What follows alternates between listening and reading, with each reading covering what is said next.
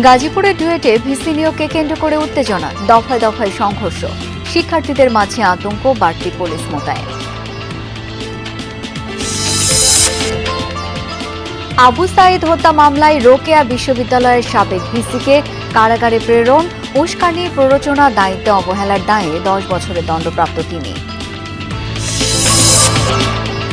হামের সিলেট, রংপুর, বরিশাল সহ একদিনে আরো 6 শিশুর মৃত্যু, হাসপাতালগুলোতে চিকিৎসা দিতে হিমশিম অবস্থা, সচেতন থাকার পরামর্শ। দালালদের খপ্পরে পড়ে রাশিয়া যাওয়া লক্ষ্মীপুরে 3 যুবক নিখোঁজ, চরম উৎকণ্ঠায় দিন কাটছে পরিবারে। আজ 1.5 বছর হয়েছে, আর ছেলে গেছে, এখানে ফোনও নাই, কিছু নেই, খোঁজ খবরও নাই। দালালি বিক্রি করতেছে রাশিয়ান সরকারের কাছে, পরে আমরা জানতে পারি ওনাকে যুদ্ধের ভিসা দিচ্ছে। টাকা পয়সা লাগতো না, আমার লোকজন সন্তান দেন, খবর দেন, জীবিত নামিত, এটা সন্তান দেয় না। সারা দেশে জমতে শুরু করেছে কোরবানির পশুর হাট, দূর দূরান্ত থেকে আসছেন ক্রেতা বিক্রেতারা, পশুর দাম নিয়ে রয়েছে মিশ্র প্রতিক্রিয়া। এবার দাম চাচ্ছে আর কি, মানে একটু সে তুলনায় বেশি মনে হচ্ছে আর কি। খারাপ না বাজার, বেচা কিনা হচ্ছে ওই 90-92 দাম করতেছে। গরু বুঝে খাদ্যের দাম কম হলে লাভ হইতো না। গরু কিনা বেচা কম, কুরবানির পাটেই তো নাই গরু হাটের।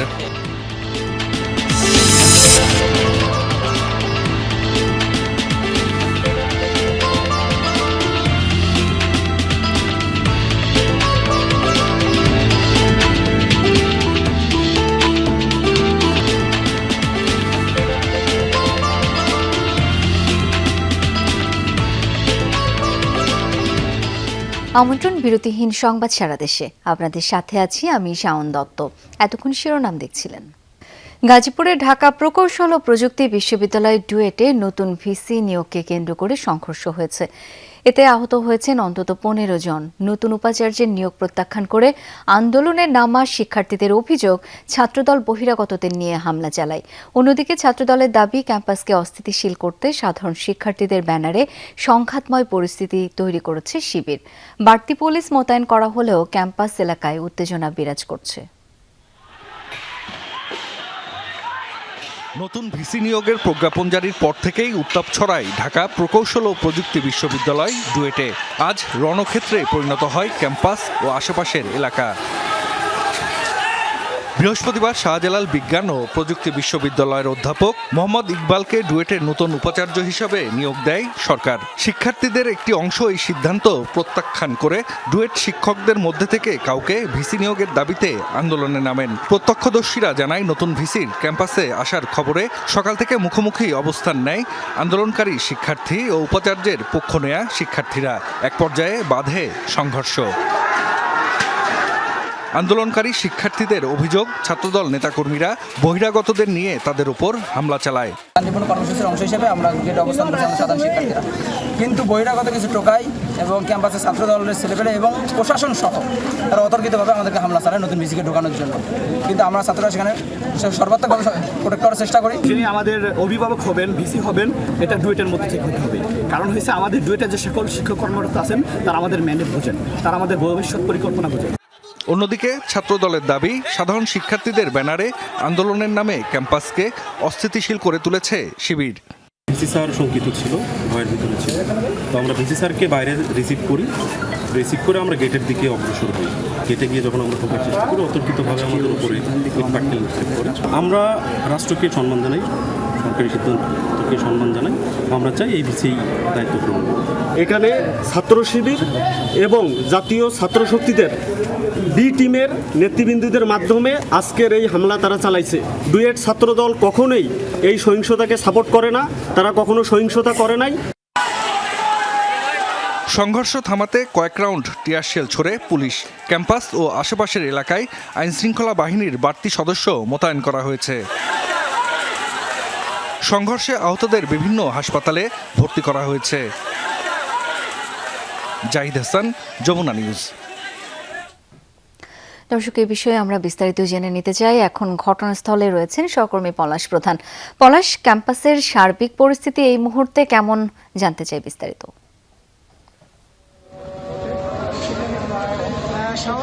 এখনো কিন্তু সেই সকাল 10টা থেকে শুরু হওয়া যে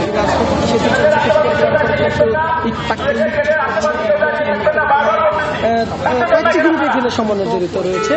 তবে এখানে সাধারণ শিক্ষার্থীরা যারা রয়েছে তাদের যে দাবিগুলো সেটি আজ থেকে ঠিক 4 দিন আগ পর্যন্ত তারা একই দাবি করছিল যে বিসিকে আসলে সরকারিভাবে নিয়োগ দেওয়া হয়েছিল সেটিকে তারা বাতিল ঘোষণা করতে হবে, এবং তাদের দাবি হচ্ছে যে বিসিকে দেওয়া হচ্ছে এটি একটি সিন্ডিকেটের মাধ্যমে দেওয়া হচ্ছে এমনটাই দাবি। পাশাপাশি যদি বলি যে ছাত্রদলের অর্থাৎ ছাত্রদলের যে একটি পক্ষ রয়েছে তাদের দাবি হচ্ছে যে সরকার যেহেতু নিয়োগ দেওয়া হয়েছে সেক্ষেত্রে আসলে সরকারিভাবে এখানে যে কার্যক্রমগুলি হচ্ছে সেটি করা হবে। এই নিয়ে কিন্তু সকালে আসলে দুই পক্ষে ধাওয়া পাল্টা দেওয়া হয়েছিল, সেটি নিয়ে কিন্তু আমরা দেখছিলাম যে এখন পর্যন্ত দুই পক্ষের সংঘর্ষ কিছুক্ষণ পর কিন্তু দাওয়া পাল্টা দেওয়া ইটপাটকেল নিক্ষেপ সেটি কিন্তু আসলে চলমান রয়েছে। তবে প্রশাসনের পক্ষ থেকে কিন্তু আমরা দুই পক্ষ নিয়ে বসা বা সমঝোতার যে বিষয়টি সেটি কিন্তু আসলে কিন্তু এখন পর্যন্ত তেমন কোনো তৎপরতা চোখে পড়ে নাই, যদিও তারা বলছিল যে ডুয়েট কর্তৃপক্ষ বলছিল যে যদি এটি সমঝোতা বা দুই পক্ষ উভপক্ষে নিয়ে বসে একটি মীমাংসা করে সেটি আসলে তারা বসবে, এমনটাই কিন্তু বেশ কয়েকজন সাধারণ শিক্ষার্থী যারা তারা কিন্তু বলছিল। পলাশ, ধন্যবাদ আপনাকে। জুলাই গণ অভ্যুত্থানের প্রথম শহীদ আবু সাইদ হত্যা মামলায় 10 বছরের দণ্ডপ্রাপ্ত বেগম রোকেয়া বিশ্ববিদ্যালয়ের সাবেক ভিসি হাসিবুর রশিদকে সাজা ভোগের জন্য কারাগারে পাঠিয়েছেন ট্রাইব্যুনাল 2।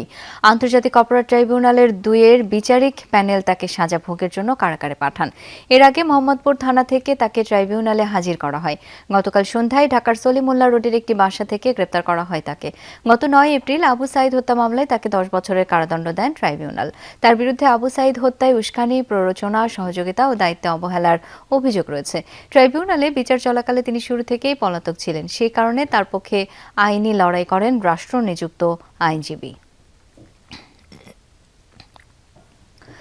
জাহাঙ্গীরনগর বিশ্ববিদ্যালয়ের শিক্ষার্থী ধর্ষণ চেষ্টায় অভিযুক্তকে গ্রেপ্তার ও প্রক্টরের পদত্যাগের দাবিতে প্রশাসনিক ভবনে তালা দিয়েছেন আন্দোলনকারী শিক্ষার্থীরা। সকাল 10টার দিকে প্রশাসনিক ভবনের সামনে অবস্থান নেন তারা, পরে তালা ঝুলিয়ে দেন। প্রক্টোরিয়াল বডির বিরুদ্ধে দায়িত্বে ব্যর্থতার অভিযোগ শিক্ষার্থীদের। গত 12 মে ক্যাম্পাসের পুরাতন ফজিলাতুন্নেসা হল সংলগ্ন এলাকায় এক শিক্ষার্থীকে ধর্ষণ চেষ্টার অভিযোগ ওঠে বহিরাগতের বিরুদ্ধে। এই ঘটনায় আশুলিয়া থানায় মামলা হয়। অভিযুক্তকে আইনের আওতায় আনার দাবিতে আন্দোলনে নামেন শিক্ষার্থীরা। অভিযুক্তকে গ্রেপ্তার ও নিরাপদ ক্যাম্পাস নিশ্চিত না হওয়া পর্যন্ত আন্দোলন চালিয়ে যাওয়ার ঘোষণা দিয়েছেন ছাত্রছাত্রীরা। কর্মসূচির হুঁশিয়ারি দিয়েছেন জাকসু নেতারাও। এই 7 দিন কর্মসূচি যে উনি আমাদেরকে দেখাইছে, এই 7 দিনটা তো আসলে 1.5 মাস। সেই 1.5 মাস যদি একটা স্টুডেন্টকে ভুগতে হয় এত বড় একটা ইনসিডেন্টের পর, সেই দায় আসলে কার? প্রশাসন কেন প্রথম দিন সিসিটিভি ফুটেজটা দেয় নাই, যেটা 3 দিন পরে বের হয়েছে? এই ক্যাম্পাসে এখন আমরা অনিরাপদ বোধ করি। আমরা বিশ্ববিদ্যালয়ের নিরাপত্তা ব্যবস্থাকে সুদৃঢ় করার জন্য যে প্রকল্পগুলো আছে, যে অ্যাক্টিভিটিস গুলো আছে, সেগুলো বাংলাদেশ সরকারের উচ্চ পর্যায় থেকে আমাদেরকে ইতিমধ্যেই এনশিওর করেছে যে অর্থের যত প্রয়োজন হবে সেগুলো সরবরাহ করা হবে। দেশজুড়ে হামের উপসর্গ নিয়ে আক্রান্ত ও মৃত্যুর সংখ্যা বাড়তে থাকায় উদ্বিগ্ন অভিভাবকরা। 24 ঘন্টায় প্রাণ গেছে আরও 6 শিশুর। এর মধ্যে রাজধানীতে 3 জন সহ সিলেট, বরিশাল ও ময়মনসিংহে মিলেছে মৃত্যুর খবর। এখন পর্যন্ত সিলেটে হাম ও উপসর্গ নিয়ে প্রাণহানির সংখ্যা দাঁড়ালো 35 জনে। বিভিন্ন হাসপাতালে নতুন রোগী ভর্তি হয়েছে 78 জন, চিকিৎসাধীন 321 জন। রাজশাহী মেডিকেলে নতুন রোগী ভর্তি হয়েছে 3 জন। এই জেলায় হামের প্রকোপ কিছুটা কমতে থাকায় স্বস্তিতে অভিভাবকরা। এদিকে খুলনা, রংপুর ও চট্টগ্রাম বিভাগে বাড়ছে হাম আক্রান্ত রোগীর সংখ্যা। স্বাস্থ্য অধিদপ্তরের তথ্য অনুযায়ী হাম ও উপসর্গ নিয়ে নতুন রোগী ভর্তি হয়েছে 1517 জন। কিছু কিছু স্থানে হাসপাতালের আইসোলেশন ওয়ার্ডে শয্যার সংকট থাকায় মেঝেতে রেখে চিকিৎসা দেওয়া হচ্ছে রোগীদের। এতে বাড়ছে সংক্রমণ ঝুঁকি। শিশুদের জীবন বাঁচাতে সচেতনতা বাড়ানোর পরামর্শ চিকিৎসকদের। বাচ্চা তো একটু সামান্য সুস্থ, আগে অনেক অসুস্থ ছিল আর কি। আর যা ওষুধ পানি সবকিছু আমাকে কেনাকাটা, এখান থেকে কিছু আমাকে দেয় নেই। কষ্ট আমাদের হয়েছে হইলেও কিন্তু বাচ্চা তো কষ্ট তো হবেই, করার কিছু নেই। কোনো ঔষধ পাওয়া যায় না, এই অসুবিধার সব ঔষধ বাইরে দিয়ে কিনা লাগে। মানে হয়রানি করতেছে, কিন্তু পর্যাপ্ত যেই ইয়াটা পাওয়ার কথা, চিকিৎসাটা পাওয়ার কথা, ওইটা আমরা পাচ্ছি না। সিরাজগঞ্জের শাহজাদপুরে নির্মাণের 4 দিন পর রাস্তার ইট তুলে নেওয়ার অভিযোগ উঠেছে স্থানীয় ইউনিয়ন বিএনপি সভাপতির বিরুদ্ধে। তার দাবি, কলেজের জায়গায় রাস্তা তৈরি করা হয়েছে। একই অঞ্চলে আরেকটি সড়ক নির্মাণের কাজে অনিয়ম দুর্নীতির অভিযোগ আরেক বিএনপি নেতার বিরুদ্ধে। এলজিইডির কর্মকর্তাদের তদারকির অভাবে এই অনিয়ম বলছেন স্থানীয়রা। অভিযোগ খতিয়ে দেখে ব্যবস্থা নেওয়ার আশ্বাস উপজেলা নির্বাহী কর্মকর্তার। দিনে দুপুরে গ্রামবাসীর চোখের সামনে এভাবেই খুলে নেওয়া হচ্ছে সদ্য নির্মিত রাস্তার ইট। এ দৃশ্য সিরাজগঞ্জের শাহজাদপুর উপজেলার চরনবীপুর গ্রামের একটি আঞ্চলিক সড়কের। স্থানীয়দের অভিযোগ, চরনবীপুর গ্রামের দীর্ঘদিনের চলাচল সংকট নিরসনে উপজেলা পরিষদের অর্থায়নে এই ইটের রাস্তা নির্মাণ করা হয়। উদ্বোধন করা হয় গত 27 এপ্রিল। এর 4 দিন পর স্থানীয় ইউনিয়ন বিএনপির সভাপতি আফসার আলীর লোকজনের বিরুদ্ধে রাস্তার সকল ইট তুলে নেওয়ার অভিযোগ ওঠে। আটকা রাখছিল, তাই যাইতে পারি না, তাই সরকারি ম্যাডামকে জানা দিয়েছিলাম, তাই ম্যাডাম এসে আমার রাস্তা করে দিয়ে গেছিল। তার একদিন পরেই বিএনপির নেতা আফসার এসে আমাদের ইট বালু সব নিয়ে গেছে। এবার আফসার মেম্বার এসে হুমকি দামকি দিল যে কাজ বন্ধ, এখানে কাজ চলবে না, এখানে রাস্তা হবে না। এ বিষয়ে জানতে চাইলে আফসার আলীর দাবি, রাস্তাটি নির্মাণ করা হয়েছে তালগাছি করতোয়া ডিগ্রি কলেজের জায়গায়। ম্যানেজিং কমিটির সদস্য হওয়ায় কলেজের জায়গায় পাকা রাস্তা নির্মাণ করতে বাধা দেওয়া হয়েছে বলে জানান তিনি। কলেজ কর্তৃপক্ষ আছে, তাদের কাছে অনুমতি সাথে যদি কাজ করতো আমরা তো আমার কোনো দরকার ছিল না। আমরা তো রাস্তা বাধা দেয়নি, মানুষ বাড়ানো বাধা দেয়নি, আমরা পাকা রাস্তা বাধা দিচ্ছি। এদিকে একই এলাকায় নরিনা উচ্চ বিদ্যালয় থেকে পাকা সিসি সড়ক পর্যন্ত এলজিইডির 145 মিটার রাস্তা নির্মাণ কাজে অনিয়মের অভিযোগ উঠেছে। 20 লাখ টাকা ব্যয়ে এই প্রকল্পের কাজ পায় কায়েমপুর ওয়ার্ড বিএনপির সভাপতি মুজিবুর রহমান। তার বিরুদ্ধে নিম্নমানের সামগ্রী ব্যবহারের অভিযোগ স্থানীয়দের। গাবার মাটি নাই, প্রেশার দিলেন না, এইভাবে রোয়ার দিয়ে বাইতেছেন, তাহলে কেমন কাজটা হলো? আমার নিয়মে দেই। এই কাজে মনে করেন যে 10 ইঞ্চি দেওয়ার কথা ছিল, এখন তো দেখতেছি যে 5 ইঞ্চি দিছে। সেই অবস্থায় মনে করেন যে এখান দিয়ে বৃষ্টি নামলে পারে রাস্তা এখান দিয়ে এক পাশে মনে করেন যে ভাঙিয়া চলে আসে। তবে এসব অভিযোগ অস্বীকার করেছে অভিযুক্ত ঠিকাদার। আমি প্রথমেই আপনার অভিযোগটাকে আমি অ্যালাউ করলাম না, 100-তে 100, একটু ত্রুটি নেই। এলজিডি কর্মকর্তাদের দাবি, নিয়মিত এই রাস্তার নির্মাণ কাজে তদারকি করা হচ্ছে। অনিয়ম আসলে অবশ্যই আমি ব্যবস্থা নেব, অনিয়ম তো ঢালাই করতে দেবো না আমি। মানে কাজটা যদি আমার অনিয়ম থাকে, আমি তো ঢালাইয়ের প্রোগ্রাম দেবো না, আমার কাছে তো ঢালাইয়ের প্রোগ্রাম আমাদের নিতে হবে। দুটি ঘটনায় তদন্ত সাপেক্ষে ব্যবস্থা নেওয়ার আশ্বাস দিয়েছেন সংশ্লিষ্টরা। টিকিট দেওয়ার পরে ঠিকাদারকে বলার পরেও যদি কথার কথা আল্লাহ করে কাজ না চলে, ওনার কাজ বাতিল করে, ওনার লাইসেন্স বাতিল করে আমি ডিবার করবো 2 বছরের জন্য প্রয়োজন। এই বিষয়টা সম্পর্কে আমি সম্পূর্ণ অবগত নই, এটা আমি খতিয়ে দেখব, এরপর পরে আমি আপনাদের বলতে পারবো, যেহেতু আমি জিনিসটা সম্পর্কে সম্পূর্ণ অবহিত নই। অনিয়ম তদন্ত করে দায়ীদের বিরুদ্ধে কঠোর ব্যবস্থা নেওয়ার দাবি স্থানীয়দের। জারিন অর্নি, যমুনা নিউজ। প্রধানমন্ত্রী তারেক রহমান জনগণের দুর্দশা লাঘবে যখন যা দরকার সবকিছু করার পরিকল্পনা করেছেন বলে জানিয়েছেন পানি সম্পদ মন্ত্রী ও বিএনপির যুগ্ম মহাসচিব শহীদউদ্দিন চৌধুরী আনি। দুপুরে নোয়াখালী সুবর্ণচরের কাঁটাখালীর ঘাট এলাকায় নদী ভাঙন কবলিত এলাকা পরিদর্শন করেন তিনি। মন্ত্রী বলেন, নদীর পাড়ে বাসিন্দারা সবসময় ভাঙন, প্লাবন, বন্যা সহ বিভিন্ন দুর্যোগ পরিস্থিতি মোকাবেলা করে টিকে আছেন। এখন দেশে নির্বাচিত সরকার আছে উল্লেখ করে মন্ত্রী জানান, মানুষের দুর্দশা লাঘব মেঘনা নদীর ভাঙন ঠেকাতে আগামী অর্থ বছরে স্থায়ী ব্যবস্থা করবে সরকার।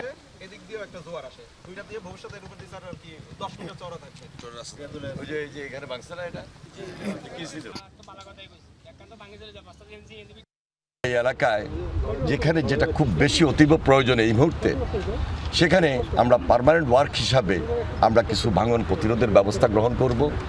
আমরা সেই অনুযায়ী স্টাডি রিপোর্ট কমপ্লিট হওয়ার পর চেষ্টা করব আগামী অর্থ বছরেই এই কাজগুলোকে সমাপ্ত করার জন্য। ত্রুটিযুক্ত যান ও চালকের অদক্ষতার কারণে রাজবাড়ীর দৌলতদিয়া ফেরিঘাটে বাস ডুবির ঘটনা ঘটে। তদন্ত প্রতিবেদনে এমন তথ্য মিলেছে বলে জানিয়েছেন সড়ক পরিবহন ও সেতু, রেলপথ এবং নৌ পরিবহন মন্ত্রী শেখ রবিউল আলম। দুপুরে ক্ষতিগ্রস্ত পরিবারের মাঝে সহায়তা চেক প্রদান অনুষ্ঠানে যোগ দেন তিনি। জানান, দেশে প্রতি বছর সড়ক দুর্ঘটনায় প্রায় 5,000 মানুষের প্রাণ যাচ্ছে। সড়ক দুর্ঘটনা রোধে সরকার বিশ্বব্যাংকের আর্থিক সহায়তায় 28 কোটি টাকার প্রকল্প হাতে নিয়েছে বলেও জানান তিনি। প্রকল্পে চালকদের প্রশিক্ষণ দেওয়া, শারীরিক সুস্থতা পরীক্ষা নিরীক্ষা সহ বিভিন্ন কর্মসূচি থাকবে। অনুষ্ঠানে রেলপথ প্রতিমন্ত্রী হাবিবুর রশিদ, রাজবাড়ী 1 আসনের সংসদ সদস্য সহ অনেকে উপস্থিত ছিলেন। এ সময় বাসডুবিতে ও সড়ক দুর্ঘটনায় নিহত 40 জনের পরিবার সহ ক্ষতিগ্রস্ত 62টি পরিবারকে সহায়তা দেওয়া হয়। সুবিধা নিশ্চিত করে ঢাকা ছাড়াটা বেশ কঠিন একটা। আমরা তদন্তে দেখেছি যে ব্রেকটা কাজ করছিল না এবং চালক যখন শুরু করলেন তার কোনো প্রয়োজন ছিল না, অর্থাৎ চালক চালাতে গেলেন, গাড়িটা নিয়ন্ত্রণ তিনি করতে পারলেন না, নিয়ন্ত্রণ হারিয়ে গাড়িটা সরাসরি গিয়ে নদীতে পড়লেন। দালালদের খপ্পরে রাশিয়া গিয়ে নিখোঁজ লক্ষ্মীপুরের 3 যুবক। চাকরির প্রলোভনে রাশিয়া নিয়ে তাদের পাঠানো হয় যুদ্ধে। কিছুদিন পরেই যোগাযোগ বিচ্ছিন্ন পরিবারের সাথে। তারা বেঁচে আছেন কিনা সেই তথ্যও অজানা। আহত হয়ে বেঁচে ফেরা কয়েকজন জানালেন দুর্বিষহ কষ্টের কথা। এদিকে দালালের দাবি, যুদ্ধে পাঠানোর বিষয়ে তারা জড়িত নয়। অভিযোগ পেলে আইনগত ব্যবস্থা নেয়ার দাবি প্রশাসনের। উন্নত জীবনের আশায় রাশিয়া গিয়ে নিখোঁজ শফিক, আর সন্তানের খোঁজ না পেয়ে চোখের জলে বুক ভাসাচ্ছেন মা। প্রতীক্ষা একটি ফোন কলের, কেমন আছে আদরের সন্তান। দালালদের খপ্পরে 2024-এর ডিসেম্বরে রাশিয়া গিয়েছিলেন শফিক সহ লক্ষ্মীপুরের 6 যুবক। কথা ছিল কারখানার কাজ, মালি কিংবা বাবুর্চির চাকরি দেয়া হবে। ভালো বেতনের প্রলোভন দেখানো হয় তাদের। পরিবারের দাবি, রাশিয়া নেয়ার জন্য জনপ্রতি 12 লাখ টাকা করে দিতে হয়েছে দালালদের। কিন্তু যাওয়ার 2 মাস পর থেকেই নিখোঁজ আজগর, শফিক ও ইমরান। আজ 1.5 বছর হয়েছে, আর ছেলে গেছে, এখানে ফোনও নাই, কিছু নেই, খোঁজ খবরও নাই। আমরা কইছি যে নিচে ছেলেরা আনিল, মানে দানা দেন, তোকে মানে দানা কইতেন দিতাম, কিনে দিতাম। বাংলাদেশ থেকে ওনারা বিজনেস ভিসা নিয়েছে, নেওয়ার পর ওখানে যে দালালি বিক্রি করে দিছে রাশিয়ান সরকারের কাছে। পরে আমরা জানতে পারি ওনাকে যুদ্ধের ভিসা দিছে। ওখানে যাওয়ার পর আমার লোক কিছুদিন যোগাযোগ ছিল, যোগাযোগের ভিতরে ওনাদের 12 দিন ট্রেনিং দিয়েছে। দেওয়ার পরে এখন ওখান থেকে আজকে প্রায় 1.5 বছর নিখোঁজ। স্বজনরা জানায়, যাওয়ার পরই তাদের পাঠানো হয় রাশিয়া ইউক্রেন যুদ্ধে। এরপর প্রথম কিছুদিন যোগাযোগ ছিল পরিবারের সাথে। হঠাৎই ফোনে পাওয়া যাচ্ছে না তাদের। সংঘাতপূর্ণ এলাকায় পাঠানোর পর থেকেই নিখোঁজ তারা। শরীফের ভাই সাজ্জাদ মারা গেছে, শফিকের তো কোনো খোঁজ খবর নাই, কি মারা গেছে না আছে তা আমরা জানতে পারিনি। আমি তাদের এজেন্সিতে তালা মারা, এজেন্সির এখনো কোনো তালা খোলা নেই। তারপর আমি প্রবাসী মন্ত্রণালয়ে গেছি, পররাষ্ট্র মন্ত্রণালয়ে গেছি, তারা কোনো জবাব দেয়নি আমাদেরকে। আমরা টাকা পয়সা লাগতো না, আমার লোকজন সন্ধান দেন, খবর দেন, জীবিত নামিত, এটা সন্ধান দেয় না। যুদ্ধে গিয়ে আহত হয়ে এবছরের ফেব্রুয়ারিতে দেশে ফিরে এসেছেন বাকি 3 যুবক। এর মধ্যে গুলিবিদ্ধ হয়েছিলেন মাসুদ। গুরুতর আহত হয়েছিলেন জাহাঙ্গীর ও মোহন। তারা জানান, রুশ ভাষায় লেখা চুক্তিনামায় সেদেশের সেনাবাহিনীর কাছে বিক্রি করে দেওয়া হয়েছিল তাদের। বাংলাদেশে 1 জন ছিলাম, আর আপনার কমান্ডার 1 জন ছিলাম, আর রুগী তো আছে, রুগী তো হতায় আমরা সিটের মধ্যে হতায় নিয়ে যাইতেছি। তো হে আমাদের ড্রোন আক্রমণ শুরু করছে না, ও কমান্ডার আমাদেরকে মানে কমান্ডার হলাই গেছে, আঙ্গুরে রাখি। এখন আমরা তো একা, আমরা রোড চিনি না, ঘাট চিনি না। আমার জামাই এবং আমার ছেলে, এদের দুজনের দায়িত্বে আমি ছিলাম। তো এদের টাকাগুলো আমি ম্যানেজ করি, মানুষের থেকে দাঁড় খরচ করে নিয়ে এদেরকে দিয়েছি। এখন আমরা তো যা হোক কোনো ফয়দাতার লাভদার পাইনি, আমরা যান বাঁচাই আসতে আমাদের অনেক লোকসান আমরা আরো দিয়ে আসি। এখানে আর এদের লগে যে লোকগুলো গেছে, আমাদের পার্শ্ববর্তী 3-4 জন মারা গেছে, আউটে কি আছে না আছে এগুলো আমাদের জানা নাই। এদিকে অভিযুক্ত দালালের দাবি, যুদ্ধে পাঠানোর বিষয়ে জানতেন না তিনি। এরা সেনাবাহিনীর চাকরি করবো, সেনাবাহিনীর কাজ, এটা আমরা এখান থেকে বলেই নিচ্ছি। এরাও জানা শুনে গেছে যে সেনাবাহিনীর কাজ। এখন সেনাবাহিনী ওইখানে নিয়ে তাদের কি মাঠে রাখছে, না ঘরে রাখছে, না কই রাখছে, এটা তো আমরা জানি না। দাদা কোন এজেন্সির মাধ্যমে নিয়েছেন আপনি? এটা ঢাকা গ্লোবাল এজেন্সি, গ্লোবাল। তবে রাশিয়ায় মানব পাচারের বিষয়ে নিষ্ক্রিয় স্থানীয় পুলিশ। অভিযোগ পেলে বিষয়টি তদন্ত করে আইনগত ব্যবস্থা নেওয়ার আশ্বাস দিয়েছে তারা।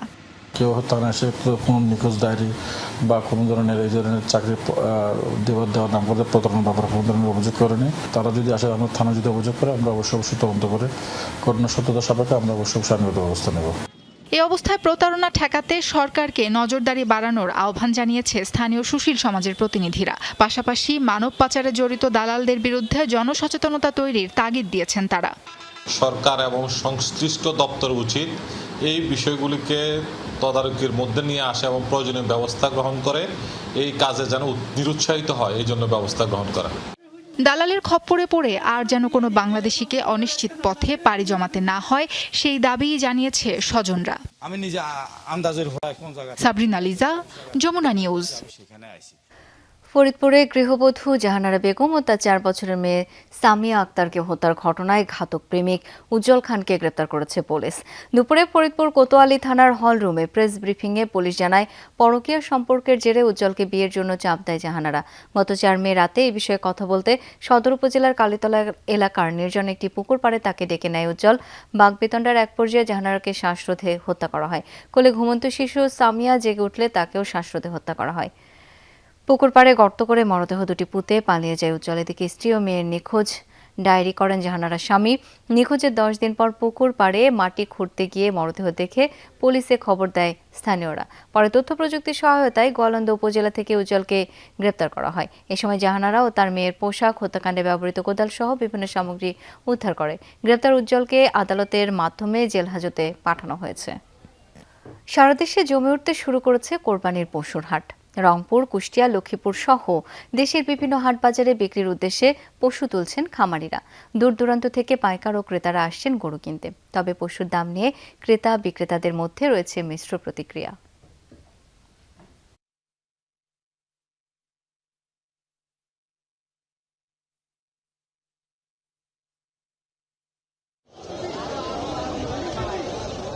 রংপুরের সঠিবাড়ি পশুর হাট। কোরবানির ঈদের বাকি আর মাত্র কয়েকদিন, তাই স্থায়ী হাটে পশু নিয়ে হাজির বিক্রেতারা। হাজির হয়েছেন লালমনিরহাট, ঠাকুরগাঁও, পঞ্চগড় সহ বিভাগের অন্যান্য জেলার খামারিরাও। সকাল থেকেই সঠিবাড়ি হাটে ভিড় করছেন ক্রেতারা। কেউ কেউ ঘুরছেন, কেউ কিনছেন পছন্দের পশু।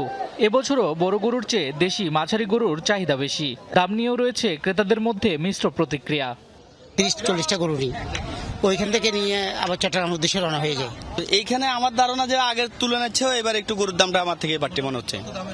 জমতে শুরু করেছে কুষ্টিয়ার কুমারখালী উপজেলার যদুবৈরা পশুর হাট। প্রান্তিক খামারিদের পাশাপাশি গরু নিয়ে এসেছেন ব্যাপারীরাও। ক্রেতারা বলছেন, গোখাদ্যের দাম বেড়ে যাওয়ায় পশুপালনে খরচ হয়েছে বেশি।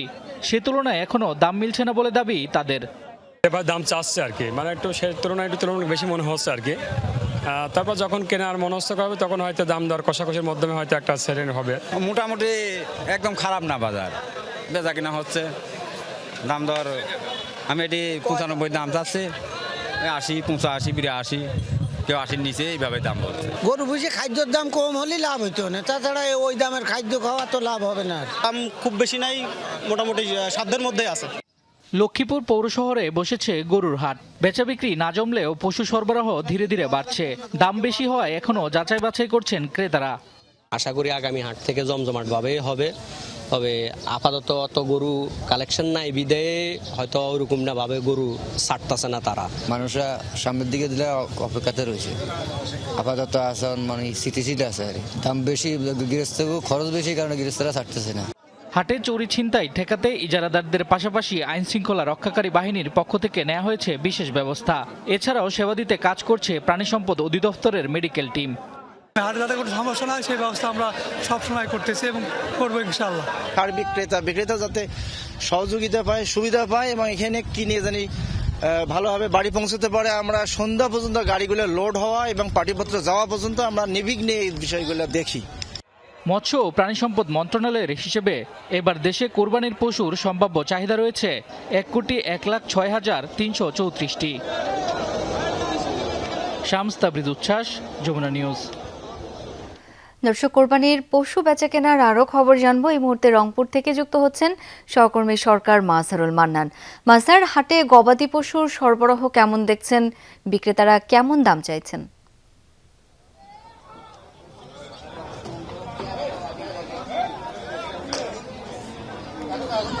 শাওন, সরবরাহ তো প্রচুর ছিল। অর্থাৎ আমরা যে রংপুরের যে মিঠাপুকুরের সঠিবাড়ির যে হাটটি আছে সেই হাটটিতে আছে। এই হাটটি মূলত শুরু হয় একেবারে ভোরেই এবং শেষ হয় দুপুরের পরপরই। তারপরেও আপনারা দেখবেন, যদি আমরা আপনাকে একটু ফুটেজে দেখাতে পারি, যে এখনো কিন্তু প্রচুর পরিমাণে বিভিন্ন বয়সের গরু কিন্তু এখানে আছে। এবং বেচা বিক্রির কথা যদি বলি, যেটি আমরা এখানে দুপুর থেকে যেটি জানতে পেরেছি এবং কথা বলে যেটি জেনেছি, যে এখন কিন্তু স্থানীয়ভাবে যারা কোরবানির পশু কিনবেন তারা কিন্তু এখানে আসেননি। তবে এই রংপুরের বাইরে অর্থাৎ চট্টগ্রাম, খুলনা, নোয়াখালী, কুমিল্লা সহ বিভিন্ন এলাকা থেকে যে পাইকার যারা আছেন তারা এখানে আসছেন এবং এক একজন 50টা, 100টা, 60টা, 10টা, 15টা, 20টা করে গরু কিনছেন। অর্থাৎ এবং যারা এখানে ইজারাদার আছেন তারাও সেটি বলছেন যে আসলে এখানে স্থানীয় যারা ক্রেতা তারা এখনো আসেননি এবং বাহিরের লোকজন কিন্তু আসছেন। এবং আমরা আরেকটু কথা বলি যে দামের কথা যদি বলি, যে দামের কথা হচ্ছে যে 1 লাখ টাকার নিচে যেগুলো গরু, অর্থাৎ 2 মণ বা 2.5 মণ বা 3 মণ, এগুলো হচ্ছে 1 লাখ টাকার নিচে, এবং তার যে বেশি সেগুলো বড় গরুগুলোর দাম একটু কম আমরা দেখেছি এবং মাঝারি গরুর দামটা বেশি।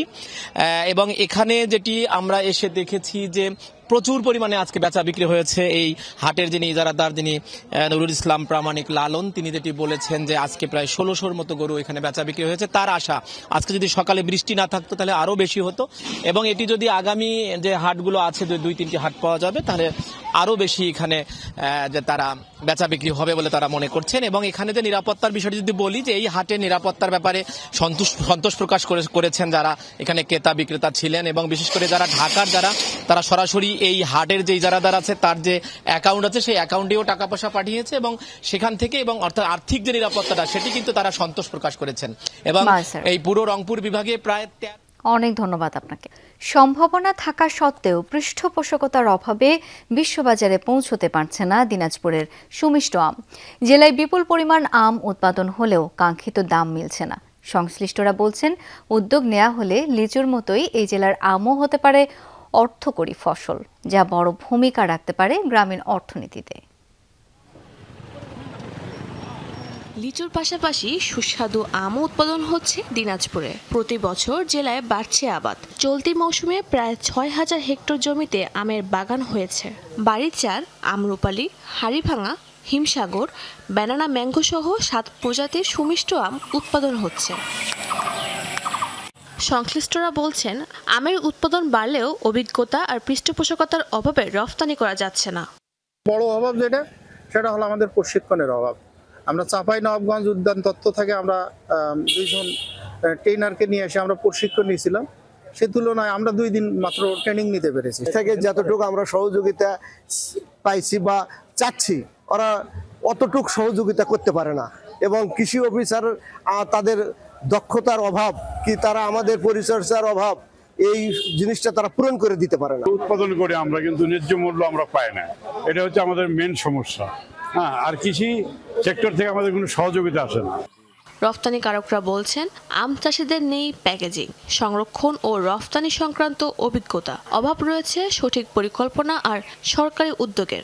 রপ্তানি করতে হলে পদক্ষেপ গ্রহণ করতে হবে, এবং কৃষি ক্ষেত্রে দ্রুত পদক্ষেপ গ্রহণ করতে হবে। বাগান যদি না কমায় আম রপ্তানি হবে না, বাংলাদেশ থেকে কৃষি পণ্য রপ্তানি কমে। রপ্তানি করতে হলে আমাদের গ্যাপ মেনটেন করে প্রোডাক্টটা উৎপাদন করতে হয় এবং রপ্তানি করতে হয়, এবং এটা যদি এখানকার কৃষক করতে পারে আর এগ্রিকালচার মিনিস্ট্রি যদি সাপোর্টিং করে, তাহলে কিন্তু এখানকার কৃষকের ভাগ্য উন্নয়ন হবে। স্থানীয় কৃষি বিভাগ বলছেন, অপ্রতুল বরাদ্দের কারণে চাষিদের চাহিদা মতো প্রশিক্ষণ দেওয়া যাচ্ছে না। তো এটা কিছুটা ব্যয়বহুল, যার কারণে আমার কৃষক উৎপাদন করার পরে যখন এটা বাজারজাত করতে পারছে না বা রপ্তানি করতে পারছে না, তখন তারা একটা ক্ষতির মধ্য দিয়ে যায়। সংশ্লিষ্টদের মতে, পরিকল্পিত উদ্যোগ নিলে জেলা থেকে প্রতি বছর 100 কোটি টাকার আম রপ্তানি করা সম্ভব, যা বৈদেশিক মুদ্রা অর্জনের পাশাপাশি গ্রামীণ অর্থনীতিতে রাখতে পারে গুরুত্বপূর্ণ ভূমিকা। শাজদিন অন্তরা, যমুনা নিউজ। দর্শক, এই ছিল সংবাদ সারা দেশের আয়োজনে।